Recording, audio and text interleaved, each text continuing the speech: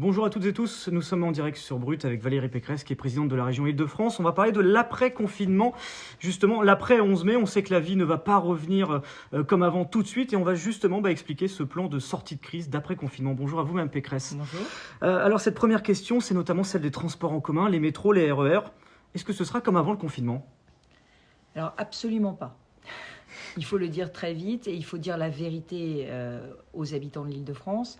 De toutes les façons, je pense que le confinement, il devra être différencié région par région. Il devra être régionalisé. Parce qu'il n'y a pas grand-chose de commun entre le département de la Creuse, où tout le monde se déplace en voiture et qui a été très peu touché par le virus, et l'Île-de-France, où nous avons, en temps normal, 5 millions de personnes dans les métros et les RER tous les jours. Or, il se trouve, et c'est mon devoir de le dire, que le 11 mai, nous n'aurons que 50% des trains et des métros et des bus qui vont circuler. 50%, alors vous allez me dire pourquoi ? Parce que la RATP et la SNCF ont beaucoup de personnel absent en ce moment, qui gardent les enfants ou qui sont malades, et donc ils n'ont pas pu maintenir le matériel, et donc la reprise à 100% des transports va prendre plusieurs semaines. Est-ce qu'on a un horizon justement de la reprise complète ? Pour tout vous dire, je suis en train de leur demander d'accélérer la cadence parce qu'ils estiment qu'il leur faut 5 semaines à compter du 11 mai pour arriver à 100% des transports. Ça me paraît très long et en tout cas sur le réseau de bus, moi je souhaite qu'on arrive très vite à un service plein pour pouvoir soulager les personnes qui ont du mal à marcher, qui ont du mal à se déplacer. Mais ce que ça veut dire, tout ça, c'est qu'il va falloir rationner nos transports en commun, les utiliser à l'économie. Et vraiment, j'appelle au civisme de tous les franciliens. Si vous avez des trajets de moins de 5 km, il fait beau, vous êtes en bonne santé, eh bien il faut marcher, il faut faire du vélo. Et par ailleurs, je demande aux entreprises de maintenir le télétravail. Alors je sais qu'il y a beaucoup de salariés qui n'en peuvent plus d'être chez eux dans des petits appartements, qui ont du mal à télétravailler parce que les enfants sont là. Donc évidemment, il faut pouvoir leur permettre de revenir au travail, mais pour tous ceux qui le peuvent, maintenir le télétravail au maximum, plusieurs jours par semaine, ça permettra de soulager nos transports en commun et puis surtout d'éviter le tout voiture, parce que ce serait aussi absolument congestionner l'Île-de-France. Parce que justement, la crainte, le fait qu'on n'ait que 50% des transports, c'est le risque de surcharge. On dit justement, on parle de distanciation sociale, d'éviter qu'on ait des fortes foules. Comment on peut éviter aujourd'hui qu'on ait des transports en commun bondés du fait que les transports en commun soient réduits de moitié ? Alors, d'abord, il faudra le port du masque obligatoire pour rassurer tous les voyageurs. Et puis, il faudra que les transports ne soient pas saturés. Pour qu'ils ne soient pas saturés, moi, je crois qu'il faut en appeler aussi à la responsabilité des entreprises. Il faut que les entreprises puissent dire à leurs salariés, eh bien, et moi, je propose qu'on garde les attestations dans les 15 premiers jours du déconfinement, qu'on garde les attestations des employeurs et que les entreprises disent à leurs salariés, vous qui venez en transport en commun, vous pouvez arriver entre 7h et 8h pour une part, entre 8h et 9h pour une autre part, entre 9h et 10h pour le reste. De cette façon, on lisse les heures de pointe et on permet d'avoir qu'un tiers des salariés chaque heure dans les transports et pas tout le monde entre 8h et 9h comme c'est le cas d'habitude. Donc vous allez mettre en place sur l'Île-de-France les attestations dérogatoires pendant 15 jours ou c'est une demande que vous faites auprès du ministère de l'Intérieur ? Alors c'est une demande que je fais auprès du ministère des Transports, que je vais relayer aussi auprès des groupements d'employeurs, le MEDEF, la CPME. Je vais leur dire que c'est ma recommandation en tant qu'autorité organisatrice des transports. Parce que le problème, c'est qu'il faut mieux réguler les flux en amont, prévenir les gens qui peuvent circuler de 7 à 8, de 8 à 9 ou de 9 à 10, plutôt que d'avoir un mouvement de foule dans la gare et peut-être des gens qui auront peur parce qu'il y aura trop de monde sur un quai, trop de monde dans un train. Donc je crois que c'est vraiment important. Et je le dis, ça va nécessiter de la discipline. Ça veut dire que pour réussir le déconfinement, il va falloir faire preuve d'autant de discipline et de civisme que pendant le confinement. Est-ce qu'on peut réguler ? Est-ce qu'il peut y avoir des agents RATP qui gèrent une régulation des transports pour éviter qu'on ait dans certaines lignes un flux massif ? On pense à certaines lignes à Paris, notamment la ligne 13 le matin qui est énormément remplie de monde. Comment on peut éviter justement ce flux, peut-être en régulant ? Il y a une façon de faire ? C'est très difficile.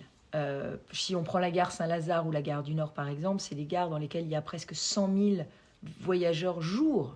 Donc vous imaginez, on ne peut pas mettre quelques agents de la SNCF ou de la RATP pour bloquer les portes. Donc ça n'est pas possible. Donc c'est pour ça qu'il faut faire de la régulation en amont. C'est pour ça qu'il faut continuer de télétravailler là où c'est possible au maximum, peut-être pas 5 jours par semaine, mais au maximum. Continuer aussi à lisser ses heures de pointe. Et puis, il faut faire des alternatives. Les alternatives, ça peut être la marche, pour tous ceux qui le peuvent. C'est aussi le vélo. Et c'est pour ça qu'hier, avec le collectif RER Vélo qui rassemble toutes les associations de cyclistes de l'Île-de-France, nous avons signé un protocole dans lequel la région s'engage à tout de suite, très vite, réaliser des pistes cyclables provisoires pour permettre de doubler le RER A, le RER B, le RER D, C, et puis la ligne 13, la fameuse dont vous parlez, sur sa branche nord, qui est extrêmement chargée et qui dessert des quartiers populaires. Et on le sait, dans les quartiers populaires, on a des emplois qui ne sont pas forcément télétravaillables. Donc des pistes cyclables en plus dans Paris et dans la région. Absolument. Et je vais en parler avec Anne Hidalgo parce qu'on a un gros sujet qui a été identifié par le collectif du RER Vélo, c'est le franchissement des portes de Paris. Les portes de Paris, vous savez que c'est un énorme embouteillage, donc s'il y a beaucoup de voitures, c'est pas très rassurant pour les cyclistes. Et puis je travaille avec les départements voisins, parce qu'il y a beaucoup de routes départementales qui sont très, très empruntées par les voitures. Et là, il faut rassurer les cyclistes. Donc il faudra faire des pistes cyclables transitoires, peut-être parfois sur les trottoirs, peut-être parfois sur organiser des itinéraires bis, vous voyez, des rues réservées aux cyclistes. Donc on est en train de travailler, c'est un projet un peu audacieux. C'est un projet assez ambitieux. C'est l'idée de se dire on peut passer de 400 000 cyclistes par jour en Ile-de-France à 800 000 dans cette période de déconfinement pour économiser, là encore, nos transports en commun. Masque obligatoire donc dans les transports. Alors oui, moi ça c'est la demande que j'ai faite au gouvernement. Pour moi c'est inéluctable. Si on veut protéger, les masques protègent. Et donc, il faut pouvoir en avoir, il faut pouvoir en distribuer massivement. Vous savez que la région a commandé 30 millions de masques, qu'elle en a déjà distribué plus de 15 millions. Alors, à qui est-ce qu'on les a distribués? D'abord aux soignants, aux hôpitaux, aux médecins, aux EHPAD. Ensuite, aux départements, aux villes qui les distribuent elles-mêmes. Et puis, là, cette semaine, nous avons fait 2 grosses opérations. Une première opération de 3,5 millions de masques pour les pharmaciens. C'est un don. Et ça permet maintenant aux pharmaciens de donner jusqu'à 6 masques à tous les franciliens qui ont une ordonnance, c'est-à-dire toutes les personnes fragiles qui sont en maladie de longue durée, qui sont les femmes enceintes ou les personnes très âgées qui ont une ordonnance de leur médecin. Ils peuvent avoir jusqu'à 6 masques donnés par la région parce qu'il n'y avait pas aujourd'hui sur le stock État la possibilité de donner aux malades. Oui. Et la deuxième opération, c'est pour tous ceux qui travaillent aujourd'hui en présentiel, les TPE, les PME, les artisans, les commerçants. Cette semaine, avec la CPME, la CMA, nous organisons les villes, les maires, nous organisons une distribution des masques régionaux à tous les commerçants et les artisans d'Île-de-France. Est-ce qu'on peut imaginer voir la même chose qu'en Espagne, c'est-à-dire cette distribution massive de masques à l'entrée des transports en commun? Parce qu'on sait que cette question des masques, elle est là de dire, nous on veut bien en porter un, mais on n'en a pas. C'est très difficile, on voit que c'est un vrai sujet, même aussi politique. On a peut-être l'occasion d'y revenir brièvement. Mais aujourd'hui, est-ce qu'on peut imaginer ces situations-là? Alors, c'est une très bonne question. Moi, je suis pour être très ferme sur l'obligation de port de masque, parce que vous le comprenez bien, si 95% de la population porte un masque et qu'une personne malade, lui, par incivisme ou parce qu'il n'a pas de masque, n'en porte pas, eh bien, une personne peut ruiner les efforts des 98 autres. Donc, il faut absolument qu'on puisse se procurer ces masques. Et puis, en contrepartie, il faut qu'on puisse verbaliser le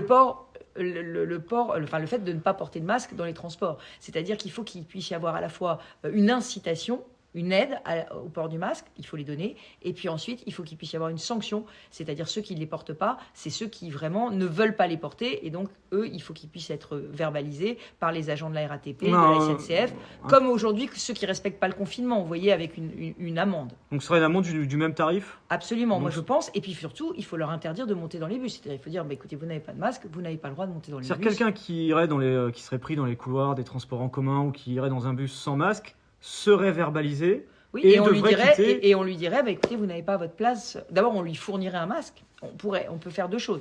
Soit on le verbalise et on lui fournit un masque s'il n'en a pas, soit si vraiment il refuse d'en porter par principe, on n'est jamais à l'abri. S'il refuse d'en porter par principe, on lui dit, écoutez monsieur, vous devez sortir du réseau. Voilà. Donc, mais tout ça, ça passe quand même, et vous l'avez dit, par une fourniture très large de masques à la population.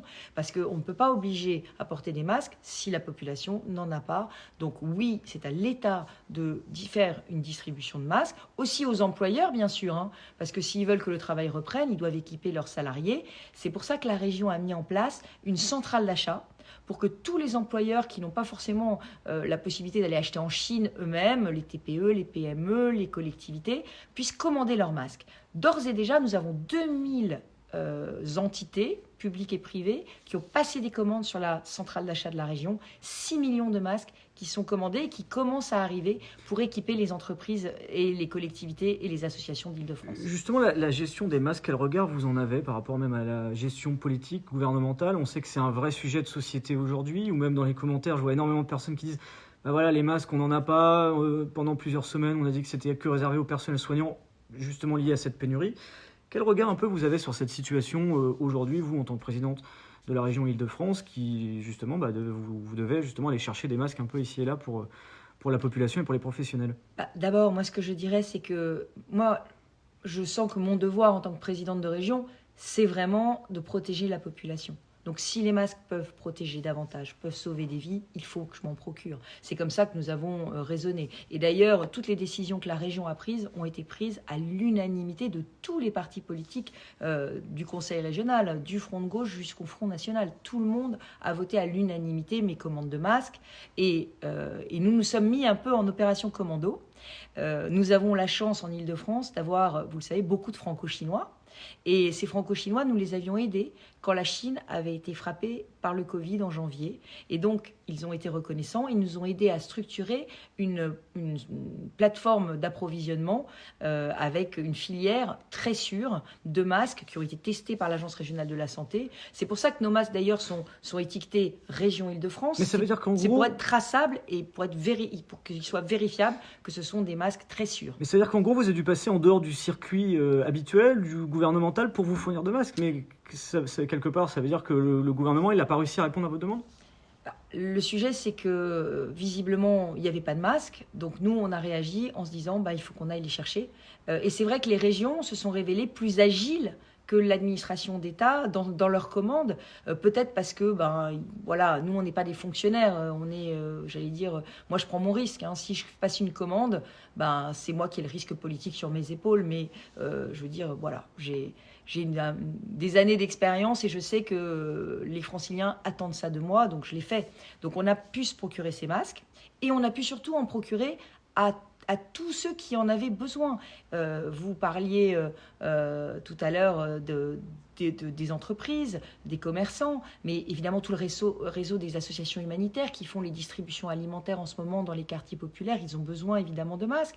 Les pompes funèbres, les cultes qui organisent tout l'accompagnement des malades, l'accompagnement du deuil, ils n'avaient pas de masques. Donc on a pu donner à tout le monde. Et aussi aux sociétés de transport, les taxis, les ambulanciers, les transporteurs en commun, il y avait des menaces de droit de retrait dans les transports. La question qui se pose aussi et qui est revenue dans les commentaires, c'est celle des remboursements de Pass Navigo. Jusqu'à maintenant, c'est l'idée du mois d'avril. Certains se disent pourquoi on ne va pas plus loin? Le déconfinement n'aura lieu que le 11 mai. On sait qu'en plus, l'offre ensuite sera restreinte. On incite les gens au télétravail. Ce qui fait que potentiellement, certains n'auront pas utilisé les transports en commun depuis la mi-mars jusque peut-être l'été prochain. Alors, ce qui est vrai, c'est que nous avons pris une décision, dès que nous avons appris que le confinement durait jusqu'au 11 mai, c'est d'étendre le remboursement du Pass Navigo jusqu'au 11 mai, jusqu'au déconfinement. Donc, on va rembourser à tous ceux qui ont un pass annuel ou à tous ceux qui ont pris un pass mensuel en avril, dont on estime qu'ils auront travaillé pendant toute la période du confinement, on va leur donner automatiquement 100 €. Et on va donner aussi 50 € aux étudiants qui ont un pass imaginaire et 50 € aux seniors qui ont un pass senior. Donc on va faire un remboursement du 1er avril jusqu'au 11 mai pour tenir compte du prolongement du confinement en mai. Et pourquoi pas les derniers 15 jours du mois de mars où justement il n'y avait pas de transport en commun non plus, où on était en période de confinement dans la même situation qu'au mois d'avril? Parce qu'en fait, au mois de mars, les usagers ont utilisé leur pass Navigo. Vous savez que le pass Navigo mensuel ou annuel, ça correspond à la moitié d'un mois en réalité. Donc le pass, il a été utilisé au mois de mars très largement. Mais qu'une quinzaine de jours. Par les voyageurs. Oui, mais Parce c'est que le si prix. on Mais le rembourse- pass Navigo, ouais. mais le pass Navigo mensuel, c'est 15 jours en réalité d'utilisation. Ça correspond à 15 jours Parce que les personnes d'utilisation. pourraient se dire, si on rembourse jusqu'au 11 mai, le 11 mai, c'est justement qu'une dizaine de jours du mois de mai. Peut-être que les gens le réutiliseront un peu derrière. Alors pourquoi on ne prendrait pas cette situation de se dire, fin mars, on le rembourse, c'est vraiment exclu aujourd'hui? Aujourd'hui, il faut que vous le sachiez, Île-de-France Mobilité qui va donc rembourser le pass Navigo, c'est un geste de générosité pure qu'ils font, un geste de justice et de reconnaissance aussi pour ceux qui sont allés travailler, puisque c'est un petit coup de pouce pour ceux qui sont allés travailler, qui vont avoir le remboursement employeur, mais qui seront remboursés à 100% par Île-de-France Mobilité.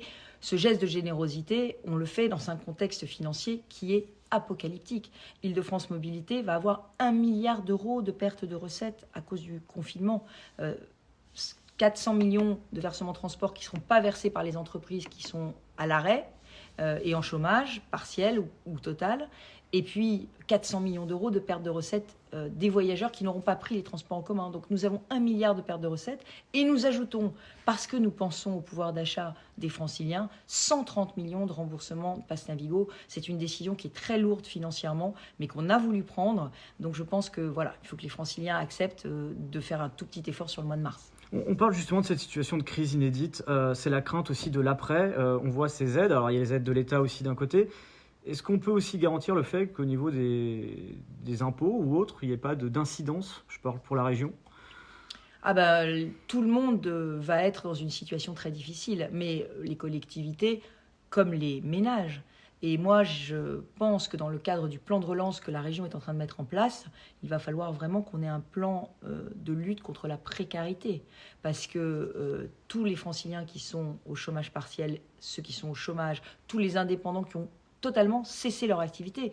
On a des secteurs qui ne vont pas reprendre du jour au lendemain, même avec le déconfinement. Je pense tout le secteur du tourisme, tout le secteur de l'hôtellerie, de la restauration, le secteur de l'événementiel, le secteur de la culture, le sport. Ce sont des secteurs qui sont extrêmement forts en Île-de-France. Mais est-ce qu'on peut garantir justement que ce n'est pas le contribuable qui va se retrouver derrière avec une facture immense à devoir rembourser sur des décennies, ou que ce soit peut-être même nos enfants qui se retrouvent avec une dette très importante d'un point de vue régional? Là, je ne peux rien promettre. Je ne peux rien promettre parce que je ne sais pas à quelle date le redressement va se produire. Ce que je sais, c'est que si on investit bien l'argent du plan de relance, on peut, en 2021, 2022, sortir plus fort de cette crise. Comment ça, plus fort?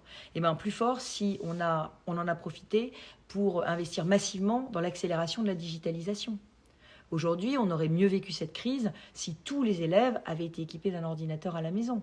On aurait mieux vécu cette crise si on avait eu, par exemple, plus de transports propres. Donc, plus de maisons avec des factures énergétiques réduites parce que écologiques. Vous voyez, donc ce qu'on va faire, c'est qu'on va faire un plan de relance. On aurait mieux vécu cette crise si notre système de santé avait été, plus investi dans le passé qu'aujourd'hui. Donc, il faut que notre plan de relance, il travaille sur tous ces points-là. Sur notre système de santé, et les régions sont prêtes à accélérer le mouvement d'investissement dans le système de santé, sur tout ce qui est digitalisation, y compris celle des commerces, et puis sur tout ce qui est écologique au sens large. Et nous ouvrirons dès la fin du confinement, dès que l'activité aura repris, nous ouvrirons un budget participatif d'investissement régional pour booster tous les projets d'investissement dans les collectivités qui auront un impact positif sur l'environnement. Et comme ça, je pense qu'on peut profiter, si on peut dire, de cette crise, en tirer un bénéfice et en sortir plus fort. Alors, il y a une question qui revient beaucoup, c'est celle des écoles. Quel plan mis en place pour la région Île-de-France au niveau de la réouverture des écoles? On sait que Jean-Michel Blanquer, ministre de l'Éducation nationale, a évoqué une reprise 11, 18, 25 mai. Vous, au niveau de la région Île-de-France, qu'est-ce que vous préconisez? Qu'est-ce que vous pensez faire? Là encore, je crois que la région Île-de-France est dans une situation singulière. D'abord parce que nous sommes une région très touchée par le virus, mais aussi parce que nous sommes une région extrêmement jeune. Nous avons des écoles, des collèges et des lycées qui sont pleins à craquer. C'est ça la réalité de l'Île-de-France. Et donc, il va falloir et le travail ne fait que commencer, que nous ayons une réflexion avec l'éducation nationale, ville par ville, en fonction de la capacité d'accueil des classes. Moi, je crois que pour reprendre dans de bonnes conditions, il faut des petits effectifs. Il faut que dans chaque salle, il y ait 10, 15 élèves maximum. Et donc, pour faire ça, eh bien, il faudrait pousser les murs dans certaines écoles.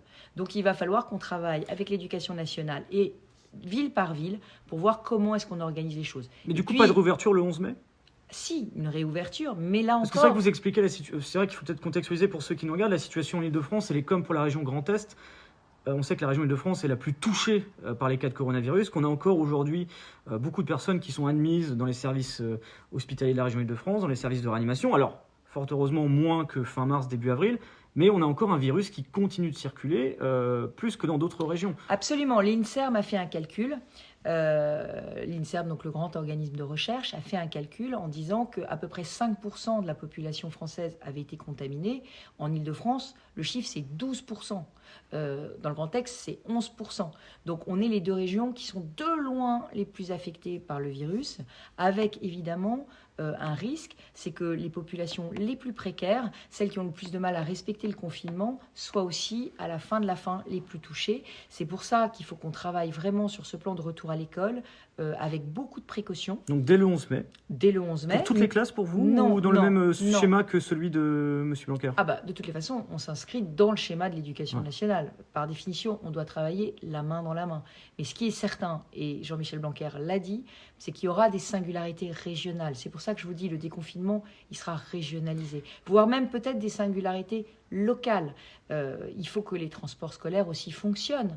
Moi, j'attends du gouvernement qu'il me dise quelles vont être les distances barrières dans les transports scolaires. Si on dit que dans les transports scolaires, on fait un fauteuil sur deux, ça veut dire qu'on aura moitié moins de transports scolaires. Et dans les écoles, c'est beaucoup plus compliqué. On sait que voilà, les jeunes, quand on est en maternelle, la distanciation sociale, c'est très compliqué. On peut aussi penser aux classes. Vous évoquez des groupes de 10-15 élèves. Ça voudrait dire que parfois, on serait sur des semaines de roulement, non pas de 2 semaines, mais peut-être même de 3 semaines. Parce que vous avez des classes où vous avez parfois 35 élèves et où c'est compliqué d'avoir ce quota que vous disiez de 10 ou 15 personnes. Absolument. C'est pour ça que le ministre a commencé d'ailleurs à le dire, pendant que certains seront en classe, d'autres seront en activité à l'extérieur, d'autres seront en activité à distance. Donc je pense que quand on prend une classe de 35, on pourrait imaginer faire 3 groupes d'élèves ou 2 groupes d'élèves, mais ça va là encore dépendre des locaux.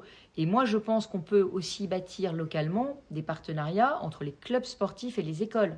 Peut-être que certains matins, on pourrait imaginer que la moitié de la classe aille en activité de plein air, en activité sportive, et puis que l'après-midi, ils reviennent en classe. Il va falloir faire preuve de beaucoup d'ingéniosité, de beaucoup de débrouillardise. Et si les locaux sont trop petits, par exemple, est-ce qu'on peut imaginer que d'un point de vue local, vous évoquez des situations locales, de dire, bah là, par exemple, on n'ouvre pas cette école parce qu'on voit que les conditions ne sont pas réunies? Non, je pense que ce serait très injuste, et je pense qu'il faut qu'on se donne comme objectif que chaque parent, chaque famille ait droit au même service, à la même attention de la part de l'institution scolaire. Simplement, il faudra prêter une attention, à mon avis, particulière. Je pense aux collégiens et aux lycéens qui ont été perdus de vue pendant le déconfinement. Nous sommes en charge à la région du décrochage scolaire. L'éducation nationale nous donne la liste des décrocheurs scolaires et on les appelle un par un depuis le début du mois d'avril pour essayer de voir avec eux pourquoi ils ont décroché. Est-ce que c'est pour des raisons financières, parce qu'ils n'avaient pas d'ordinateur, pas de Wi-Fi, pas de connexion au débit? Est-ce que c'est parce que l'école, c'est pas fait pour eux? Donc on est en train de regarder avec eux quelles solutions on a. Est-ce qu'il faut qu'ils continuent l'école? Est-ce qu'il faut qu'ils aillent dans des formations professionnalisantes, des écoles de la deuxième chance? Mais je pense qu'il faudra avoir un focus particulier sur ces élèves qu'on ne doit pas mettre en échec. Et je pense notamment à ceux qui passent le brevet, les élèves de 3e, et à ceux qui passent le bac, les élèves de première et de terminale. À cette question, il y a les commentaires de Marc. Combien cette crise va coûter à la région? L'avez-vous évalué? Beaucoup d'argent. Vous avez un chiffre? Non. Pas pour l'instant. Non, parce qu'en réalité, il y a évidemment ce qu'on aura investi pour acheter des masques, pour acheter des tests. Là, la région a acheté aussi des tests virologiques pour permettre d'accélérer le dépistage dans les EHPAD de l'Île-de-France. Donc on a acheté 15 000 tests pour permettre d'aller plus vite. Et d'isoler aussi des malades dans les hôtels aussi? Alors là aussi, il y a un projet qui a été lancé par l'assistance publique Hôpitaux de Paris. J'ai eu le directeur de l'assistance publique qui propose que ce projet, qui est d'abord parisien, puisse être étendu sur toute la région. C'est effectivement un programme où chaque personne qui serait testée positive après le déconfinement pourrait bénéficier d'une chambre d'hôtel si elle est mal logée chez elle ou si sa famille vit dans un trop petit espace pour éviter de contaminer ses proches. Et ça, la région est en train de faire le recensement de toutes les chambres d'hôtel disponibles sur tous les départements parce que l'expérimentation a démarré avec Paris, les hôtels Accor, et je pense qu'il faudrait pouvoir l'étendre avec tous nos services hôteliers de l'Île-de-France. Ce serait une formidable solution pour éviter une nouvelle propagation de l'épidémie. Question dans les commentaires sur la cantine, justement, parce qu'on parfois on parle de demi-journée. Est-ce que les cantines, justement, seraient rouvertes? On sait que c'est aussi l'un des points importants quand on parle de la nutrition des plus jeunes et de ceux qui peuvent être aussi défavorisés. Alors, ce qui est évident, c'est qu'on ne pourra pas faire fonctionner les cantines comme d'habitude. Donc, il faut là encore qu'on travaille avec le ministère de l'Éducation nationale, peut-être mettre en place ce qu'on appelle en anglais des lunchbox, des boîtes à déjeuner, donc en fait des distributions de repas, des repas prêts à emporter pour les enfants qui puissent à ce moment-là se répartir, certains dans la cour de récréation, certains dans la cantine. Mais ce qui est certain, c'est qu'il faudra respecter des distances qui ne sont pas du tout celles des cantines habituelles. Parce que ce serait paradoxal, vous comprenez, de faire le déconfinement avec des règles très strictes pour les personnes qui vont retourner au travail, les salariés, qui eux devraient vraiment respecter des distances très strictes, et qu'ils aient leurs enfants qui se retrouvent à 30 en train de se faire des bisous et des câlins à la récréation. Vous voyez, ça c'est pas possible. La question de la réouverture des marchés alimentaires, elle revient également dans les commentaires. Oui, alors la question de la réouverture des marchés, à mon avis, elle devrait suivre de près le déconfinement, en tout cas pour tout ce qui est halles couvertes. Aujourd'hui, il y a 2 poids 2 mesures en Île-de-France. Il y a certains départements qui ont rouvert leurs halles couvertes, d'autres départements qui ne les ont pas réouvertes. Moi, je crois que... Une réouverture généralisée, ça pourrait s'imaginer quand ? Je crois qu'il faut que les maires présentent à leurs préfets des règles très strictes d'organisation des marchés. Dès maintenant ? Pour une reprise dès maintenant ou pour après le 11 mai ? Pour après le 11 mai, mais qui présentent vraiment des plans qui sécurisent le marché. Je pense qu'il faut, par exemple, typiquement, faire des sens de déambulation, qu'on puisse prendre le marché que dans un sens, qu'il faut qu'on ait là encore des marquages au sol pour permettre les distances barrières, etc.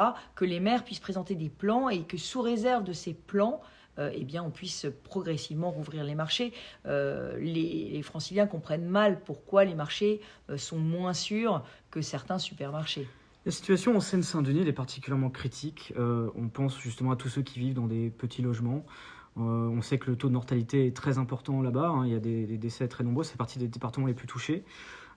Quelles mesures peuvent être mises en place spécifiquement sur ce département par rapport à la situation sociale? La région est très préoccupée de cette montée de la pauvreté dans les quartiers populaires. Alors, c'est emblématique en Seine-Saint-Denis parce que la Seine-Saint-Denis concentre beaucoup de villes populaires, mais vous savez, des petites Seine-Saint-Denis, il y en a un peu dans toute l'Île-de-France, un peu dans tous les départements.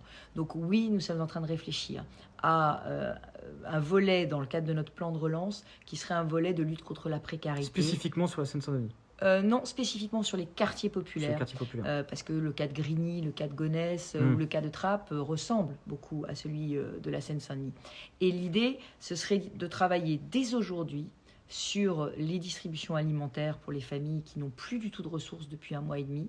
Peut-être une mesure sur les familles les plus en difficulté qui relèvent de la région. Je pense par exemple aux familles des lycéens boursiers, pour les aider, là encore, à avoir une aide alimentaire ou une aide financière. Et puis, nous sommes en train de travailler sur une aide à tous les indépendants, les auto-entrepreneurs, les TPE, qui sont très nombreux. Il y a une dynamique entrepreneuriale très forte dans les quartiers populaires, avec des entreprises qui sont aujourd'hui totalement à l'arrêt. Donc, regardez ce qu'on peut faire aussi pour elles. Question des tensions en banlieue. Depuis 3 soirs maintenant, on voit en Ile-de-France des tensions assez importantes dans certains quartiers où il y a eu des affrontements avec les forces de l'ordre, parfois même des véhicules incendiés dans certains endroits. C'est quoi un peu votre réaction par rapport à cette situation et peut-être même l'appel que vous pouvez peut-être faire même au niveau de l'État, au niveau du ministère de l'Intérieur? Je pense que la situation, évidemment, dans des quartiers où le confinement est très difficile à respecter parce qu'on est à une famille très nombreuse dans un tout petit espace, évidemment, la situation est explosive. Au bout de 6 semaines, 7 semaines de confinement, forcément, il y a des tensions qui apparaissent. J'ajoute qu'en plus, il y a beaucoup de ressources de certaines bandes de l'économie souterraine qui ont été taries. Donc, ça me rend la situation assez explosive. Et moi, je voudrais rendre hommage à nos policiers parce qu'ils sont présents, ils sont au premier rang pour, dans ces quartiers, essayer de faire respecter le confinement, et ça n'est pas une tâche facile. Donc oui, la situation est tendue. C'est pour ça qu'il faut que nous travaillions vraiment à des aides. Mais quelles mesures prendre justement, même d'un point de vue, même peut-être même sécuritaire maintenant? C'est vrai qu'on voit ces violences. Moi-même, en tant que journaliste hier, j'ai été présent ces 3 derniers soirs et j'ai pu constater ces situations-là. Quelle réponse apporter dans l'immédiat de ce point de vue-là? Pour l'instant, la réponse, elle peut être à la fois sociale, mais elle doit être aussi d'ordre public. C'est-à-dire qu'on ne peut pas accepter les violences. Il y a des habitants dans ces quartiers qui doivent pouvoir vivre en sécurité et en sérénité. Donc je pense qu'il faut que la situation soit maîtrisée. Il faut mettre davantage de forces de l'ordre dans ces quartiers pour faire respecter le confinement. Et il faut en même temps, je pense, apporter une réponse sociale à toutes les familles qui vivent le confinement de manière très compliquée en ce moment. Une réponse sociale, j'ai parlé d'aide alimentaire, on pourrait parler aussi de soutien scolaire. Donc il n'y a plus que 2 semaines en réalité avant la fin du confinement. Ces 2 semaines, elles vont être un peu tendues et il faut vraiment que ça se passe bien dans nos quartiers populaires. Pour conclure ce live, cette question un peu ouverte sur l'après 11 mai, c'est vrai que on comprend maintenant que même au 11 mai, notre vie, elle ne redeviendra pas comme celle qu'on avait avant le 17 mars. Justement, pour peut-être un peu ouvrir une question pour conclure un peu tout ça, c'est d'expliquer comment sera cette vie. Alors on en a beaucoup parlé justement avec les transports en commun, avec l'école, mais on pourrait penser aux lieux culturels, sportifs. Il y en a qui rêveraient d'aller au Parc des Princes, il y en a qui rêveraient d'aller voir un concert sur Paris ou autre. Quelle réponse on peut leur apporter aussi de ce côté-là, de se dire combien de temps ça va durer, même si je sais qu'il y a des décisions qui sont prises via le Conseil scientifique, avec le gouvernement, le président de la République. Mais comment vous imaginez les choses dans les prochaines semaines, dans les prochains mois? On peut peut-être même aussi parler des vacances d'été, des recommandations à faire, parce qu'on sait que certains sont là à penser, normalement c'est la période où on commence à réserver, à se dire on va partir peut-être à tel endroit en France ou à l'étranger. Voilà, une question un peu ouverte pour essayer vraiment de répondre aux questions pratiques à l'après 11 mai et à tout ce qu'on n'a pas forcément évoqué sur les différentes thématiques. Écoutez, il y a 2 hypothèses. Il y a une hypothèse très optimiste qui est que le virus, petit à petit, va s'effacer de nos vies tout seul. Et puis, il y a une hypothèse malheureusement plus pessimiste qui est que nous allons devoir apprendre à vivre avec le virus et avec cette menace qui peut nous toucher. Et vous le savez, tant que nous n'aurons pas 70% de personnes qui auront eu le virus, il n'y aura pas d'immunité collective. Donc, dans ce 2e scénario, on ne pourra pas vivre comme avant. On ne pourra pas vivre comme avant parce que le virus, il est mortel et donc il faut s'en protéger. Et donc ça voudra dire effectivement prendre beaucoup plus de précautions que d'habitude, se mettre à porter des masques, se mettre à respecter les distances. On est un pays latin, on est un pays tactile. Moi je suis une femme politique, alors serrer les mains, vous savez, ça fait partie de mon ADN. Donc vraiment, on souffre tous de ne plus pouvoir se faire la bise, de ne plus pouvoir avoir des gestes d'affection et d'amitié. Enfin voilà, il va falloir vivre différemment, il va falloir faire plus de choses à distance. Pour économiser là encore nos capacités de transport. Donc plus de télétravail. Il va falloir réorganiser le travail pour permettre quand même de venir au bureau régulièrement, mais en même temps aussi permettre de télétravailler. Donc l'organisation du télétravail, elle va être au cœur. L'organisation aussi du téléenseignement va être au cœur. Donc la digitalisation va être importante. Et puis, organiser des modes de vie certainement plus sobres. La question des bars, des restaurants, justement, c'est ça? Alors, les bars et les restaurants, moi aussi, j'en attends avec impatience la réouverture, mais ça ne pourra se faire que dans de bonnes conditions de sécurité. Et ça, évidemment, il appartiendra aux autorités sanitaires de le déterminer, mais ce ne sera pas tout de suite. Alors, on est en train de travailler à la région sur un plan vacances aussi. Parce que vous en avez parlé, on ne va pas pouvoir voyager, on ne pourra pas sortir des frontières. On a des pays autour de nous qui sont parfois très impactés par le virus, ou d'autres qui voudront peut-être pas forcément avoir des Français chez eux. Donc il est possible qu'on doive limiter nos déplacements, en tout cas sur les très longues distances, c'est sûr. Donc plutôt prendre des vacances en France. Donc moi, ce que je voudrais aussi faire, c'est faire redécouvrir aux Français l'Île-de-France. Parce que l'Île-de-France a des trésors, des châteaux, des villages, des maisons des illustres, des musées, des parcs naturels, des bases de loisirs. Donc ça, petit à petit, ça va rouvrir aussi progressivement. Et puis, sur les activités culturelles et sportives, on est en train de réfléchir avec les écosystèmes pour essayer de voir si on ne peut pas réouvrir les salles de cinéma avec un fauteuil sur 2, les salles de théâtre avec un fauteuil sur 2, si on ne peut pas organiser des stages multisports, mais là encore en tout petits effectifs, à 10 personnes seulement. Donc voilà, on est Dès en train le 11 mai vraiment... ou... Ah non, plus tard, ouais. Là, je parle pour l'été. Ouais, l'été. Je parle pour l'été. Comment est-ce qu'on va vivre cet été, sachant là encore que beaucoup de Français auront eu des pertes de revenus dans ces mois de déconfinement ou de post-déconfinement, de confinement ou de post-déconfinement, et que peut-être certains n'auront pas les moyens de se payer les mêmes vacances que l'année dernière. Donc là encore, il va falloir qu'on aide toutes ces familles qui non seulement auront souffert du confinement, mais en plus ne pourront pas faire partir leurs enfants en vacances.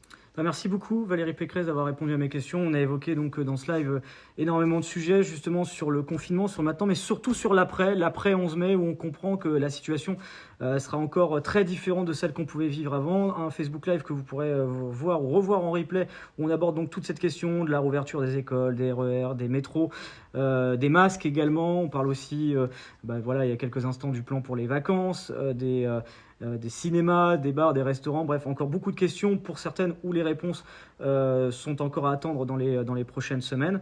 En tout cas, le replay de ce live, vous pouvez le voir ou le revoir dans quelques instants. Et nous, sur Brut, on continuera d'aller à la rencontre des personnalités, notamment politiques, qui sont en charge justement des responsabilités sur l'après pour répondre à vos questions pratiques, concrètes, pour savoir justement de quoi sera fait notre vie après le 11 mai. Et on vous remercie encore, Mme Pécresse, d'avoir répondu à mes questions et aussi celles des internautes qui étaient très nombreuses. On n'a pas pu toutes les prendre parce que sinon on aurait fait 2 ou 3 heures de live. Semaine prochaine, on recommence. Mais je pense que ça peut être intéressant de refaire un point à l'occasion, justement, selon l'évolution de la situation. Et en tout cas, on note bien l'idée de pouvoir refaire, pourquoi pas, un point de situation, ce serait très bien. Merci à vous, Mme Pécresse. Très bonne journée à vous et très bonne journée à tous ceux qui nous suivent. À très bientôt sur Brut. C'est vrai qu'on avance